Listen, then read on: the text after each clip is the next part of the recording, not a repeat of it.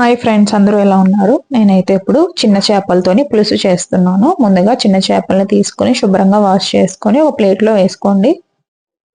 ఇందులోని కొంచెం పసుపు, కొంచెం సాల్ట్, 1 టీ స్పూన్ కారం వేసుకొని ముక్కలన్నిటికి బాగా పట్టేటట్టు కలుపుకొని ఒక అరగంట పాటు పక్కన పెట్టుకోండి. తర్వాత స్టవ్ మీద ఒక కడాయి పెట్టుకొని 2 టేబుల్ స్పూన్ల ఆయిల్ వేసుకోండి.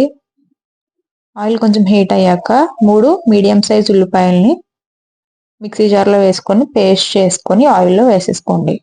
ఉల్లిపాయ కొంచెం పచ్చివాసన పోయేంత వరకు ఫ్రై చేసుకున్నాక ఒక పెద్ద మీడియం సైజ్ టమాటాని తీసుకొని ఆ టమాటాని కూడా ప్యూరీలో చేసుకొని ఉల్లిపాయలో వేసేసుకొని ఉల్లిపాయ టమాటా కొంచెం ఫ్రై అయ్యేంత వరకు ఆయిల్లో ఫ్రై చేసుకోవాలి. ఈ విధంగా ఫ్రై అయ్యాక అల్లం, వెల్లుల్లి, జీలకర్ర, ధనియాలు, ఆవాలు, మెంతుల్ని ఇలా కచ్చపిచ్చగా బ్లెండ్ చేసుకొని ఆ పేస్ట్ని కూడా వేసేసుకోండి. తర్వాత 3 పచ్చిమిరకాయలని కట్ చేసుకొని వేసుకోండి. ఇవన్నీ ఈ విధంగా ఫ్రై అయ్యాక ఇందులోని గ్రేవీకి తగ్గట్టు వాటర్ వేసుకొని కొంచెం ఉడకనివ్వాలి. ఇలా కొంచెం ఉడుకుతున్నప్పుడు చిన్న చింతపండు నానబెట్టుకొని ఆ రసాన్ని కూడా వేసేసుకోండి.